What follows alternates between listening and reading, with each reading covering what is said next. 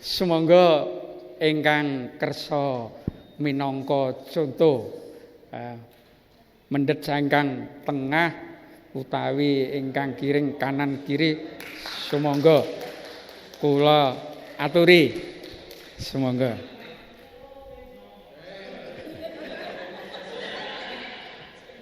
Nggih, badhe napa? Nggih, kula badhe nderek gladen maringke. Oh nggih. Nggih, Long Tinami. Ingkang setunggal ingkang sepuh sinten? Monggo Bapak Kunardi. Monggo. Nggih. Mangke nek saged ampun setunggal.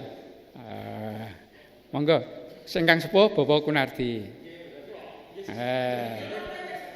Monggo. Pinarak.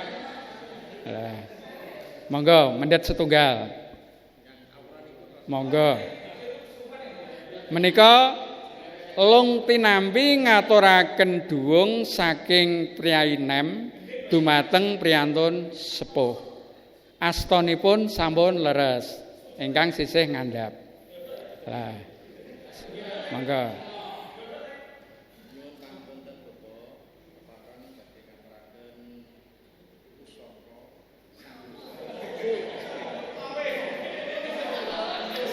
Mboten napa-napa. Nggih.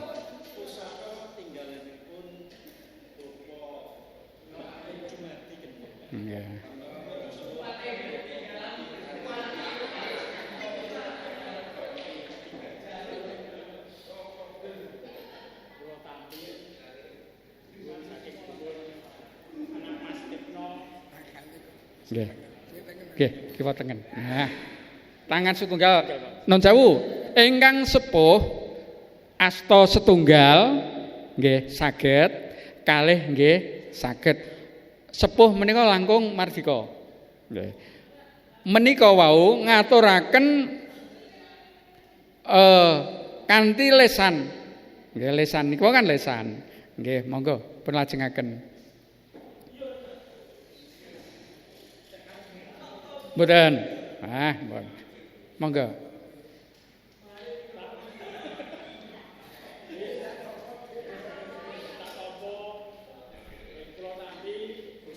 Mohon sakersa.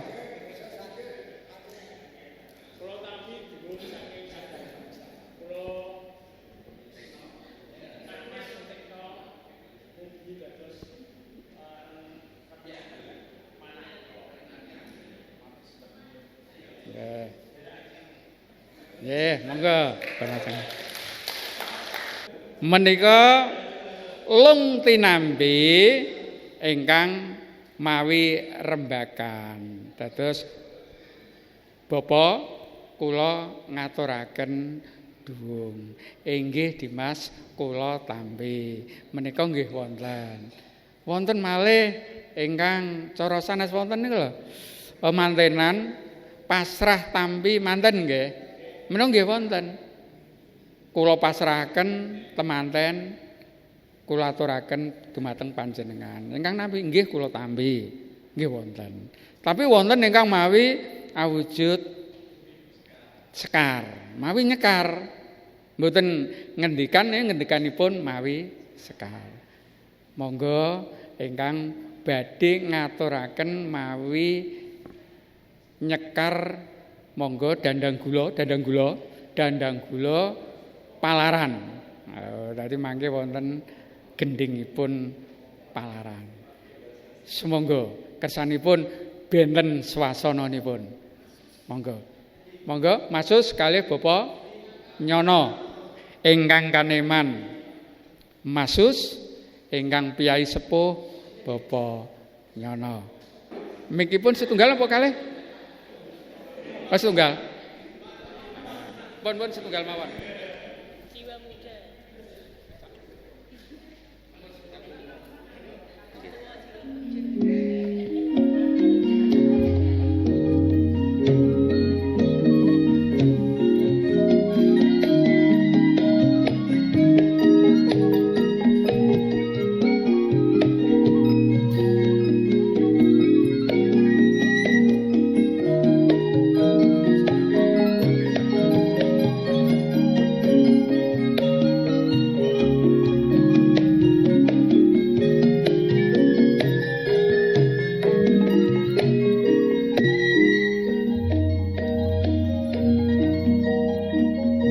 Rama Twija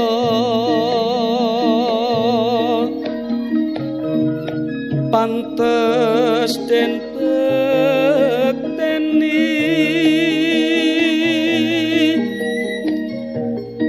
dene kula sowan mrak mangarsa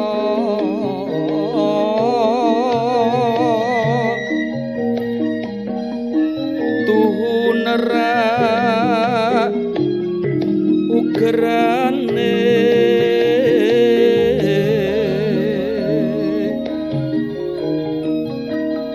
menggah wigatos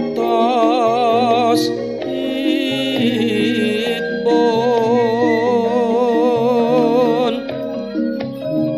gungu gemi kerenteking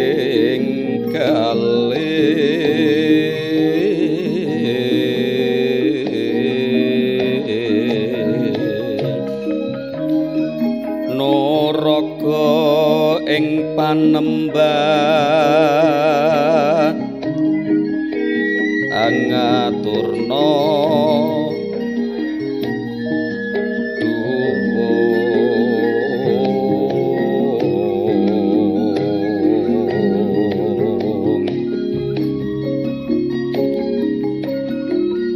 Diagung ing pangapura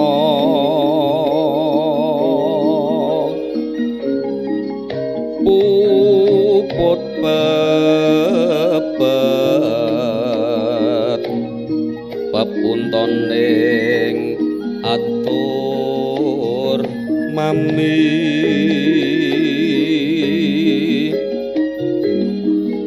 rasa maremti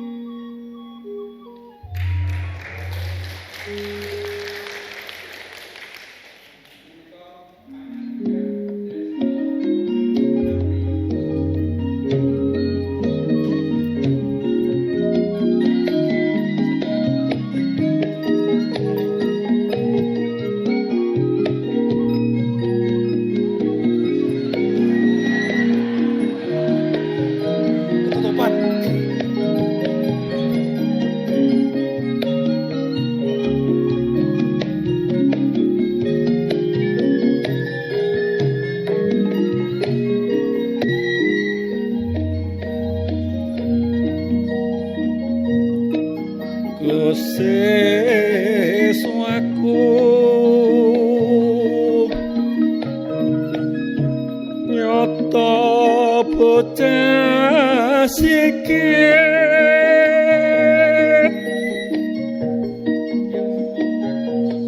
rungokno kang terang lantar waca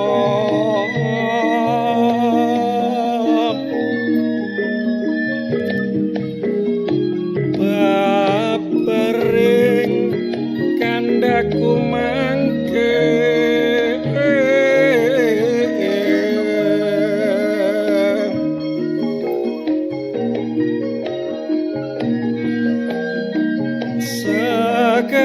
sakeping aturmu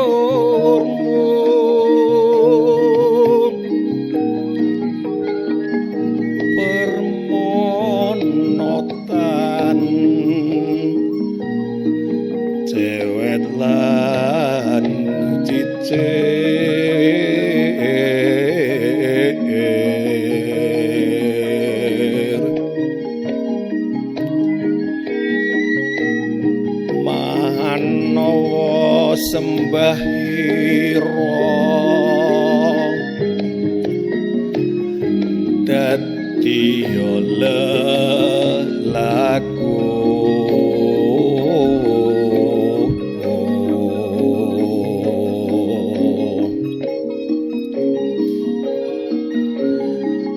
niat hormat mring wong tuwa paringi roh pisung sum arupya keris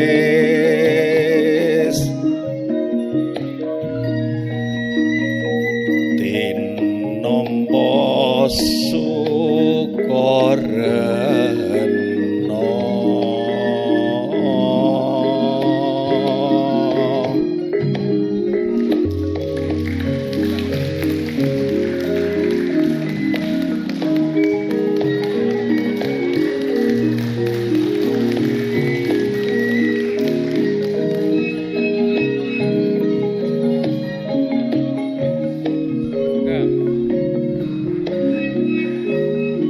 Nun sewu sepados dipun pinampiye. Bergeda 31 upama gawe ketoprak kok dadi. Sae sampun saged nyumanten. Monggo nun sewu cakepanipun saderengipun gancaran cakepanipun. Terus makaten nggih Rama Dwija dados menika dadi ngalembono sik dhateng Hyang Sepuh. Dene kula sowan merak mangarsa iku awake dhewe aku sowan ngarepmu. Nggih. Tuhu nerak ugrane wong ora kandha-kandha ndak berarti ora duwe subasita. Tuhu nerak ugrane menggah wigatosipun gong-gongken keteke ngati mau. Lha apa? Naraga ing panembah ngaturna duwung. Dadi ngaturna naraga kanthi andhap asor nembah ngaturna pakurmatan. Tiyang Jawi niku menawi nek tentara hormat ngaten. Nek tiyang Jawi ngaturke pakurmatan kados wau. Hangaturna duwung. Diagem ing pangapura puput pepet pepuntoning atur mami rasa marem nek ditampa. Nah niku ngaten. Terus nika penyen sampun priksa sing gawe iki jan sampun priksa. Lho niku ndak wonten. Lha niku sampun wonten asmanipun. Terus niku mungelipun pripun? Ya iku sing gawe terus munggahe sing wong tuwa nginggilipun mandhapipun. Sandi asma rasane. Ya menika wong tuwa Gus seswaku nyata kowe bocah sigit, bocah sing apik, bocah sing rungokno sing terang-terang wong tuwa ngandhani rungokno aku apa omong. Enggak ngeten. Babaring kandhaku engko iki sekabeh kandhamu iku permono cetha banget, ora ana cewete, ora ana kekurangane. Semenawa sembahira dadi lelaku. Niat hormat mring wong tuwa mau nggih. Paring nyira pisungsung arupa keris tinampa tak tampa kanthi sukarna. Niku nggih wonten sandi asmanipun. Iki maksudipun ngaten panjenengan nek do ngripta gawe latih diri. Nah, do ngripta ngono kok ora bakal diaku iki sing gawe aku mboten. Niku sampun wonten ingkang dene niki gancaranipun wonten cobi gancaranipun. Gancaran niku nek cara Quran ku tafsire. Niki wonten tafsiripun. Kok ganjaran sekar jandang kula long tinampi pusa Rama Dwija ingkang tansah paring pepajar ingkang kula bekteni. Dadi gurune iku gaene aweh pepadang. Mulane guruku besok nang swarga. Lho ora ana guru ngakon elek-elek iku ora ana. Guru ngakon elek ana. Ana. Mrene bakal iki calong ora ana. Wis swarga cadangane. Kula nate ngaji niku apa aku guru besok mbiyen guru iku mlebu swarga. Nek guru sing bener lho iku. Nek guru akeh bener ya. Kula lenggana bilih kirang deduka miwah tata krami nerak paugel mau rak tak tara pisan mau nggih. Teruse dene sampun kumawani soman wonten ngarsa panjenengan dak nerak deduka ora kandha-kandha ku mau. Nah, lajeng wondene ancah sing manah kala wau karepe ati ngaturke sembah sungkem atur panembah kuwi sembah sungkem saha nyaosaken duwung. Nah, nyuwun pangapunten bilih kirang pranane penggalih panjenengan Mbah, Pak.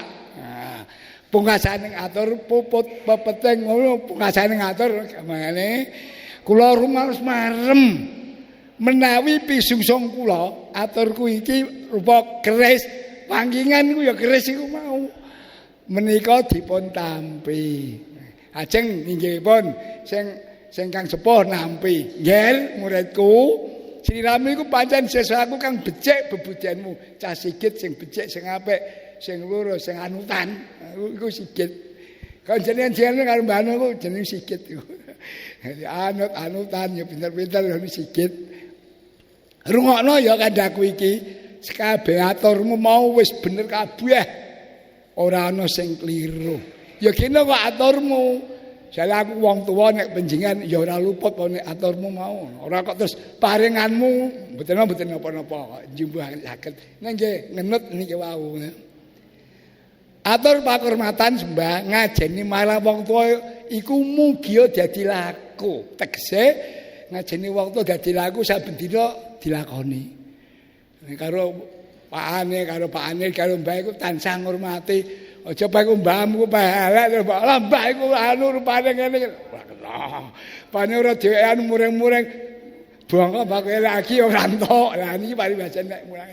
Nah niku nggih mugi dadi laku tegese dadi pakulinan saben dinane sedilakoni budaya Jawa ngeten niki. Mugi-mugi panjenengan mangke saged mestantunaken dhumateng anak putu kang bakal oleh piwales saka pangeran manut paugeran Jawi, paugeran agami sing sapa gelem ngurmati wong tuwa laku becik sebentuk ganjaran piwales. Ngaten bunyai. Nggih. Dene pisungsungmu kang arupa krus mau ya dak tampa kanthi bungaing atiku. Lah iku nek ditembangno ngoten niku wau. Mulai latihan gawe tembang, dah supaya pinter gawe tembang penyanyian akeh-akehno kosakata nek bahasa Indonesia. Nggih. Dados panjenengan kagungan basa-basa dipun waos, basa Kawi, basa Jawi, basa lebetaken kangge niku wau. Mekaten mugi dajengko ben ora kantakan karo Pak Ahmadi Mas.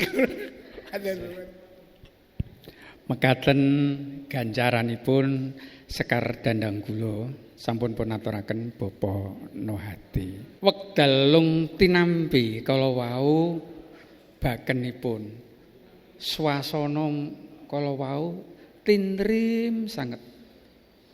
Raos sing manah niku dos pundi ngoten lho. Panjenengan wau kula tingali nggih saking mriki sedaya niku kados ngoten lho.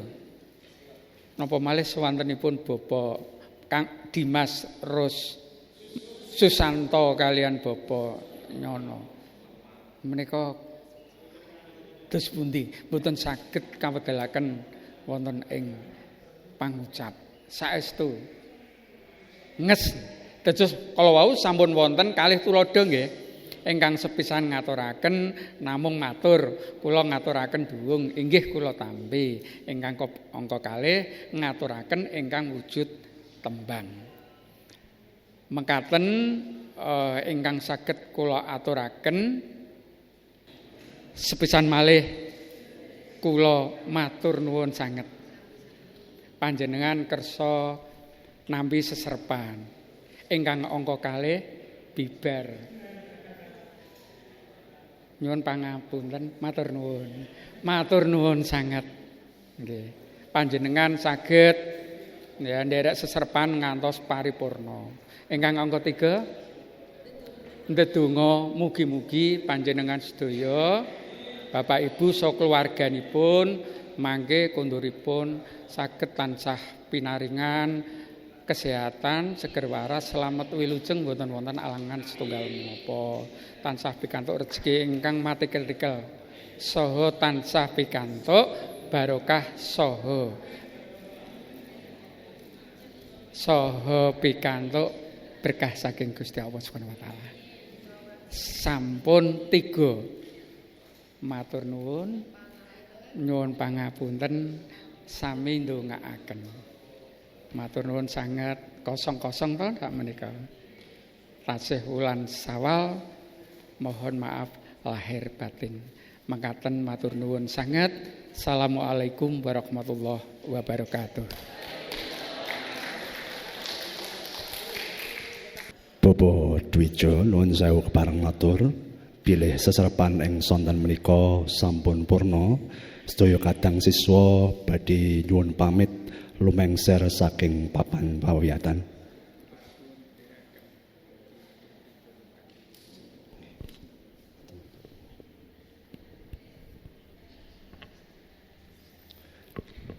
Kadung siswa kakung miwah putri ingkang satuhu luhur ing budi, sumangga kula sumanggaken jumeneng sawetawis.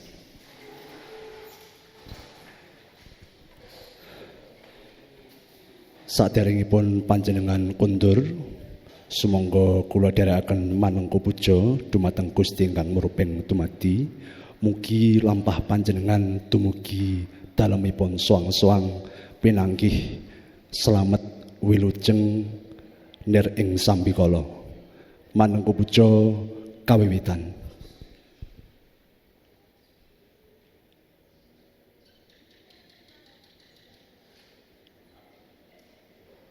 Manungka puja purna. Matur nuwun ngaturaken sugeng kondur. Wassalamualaikum warahmatullahi wabarakatuh.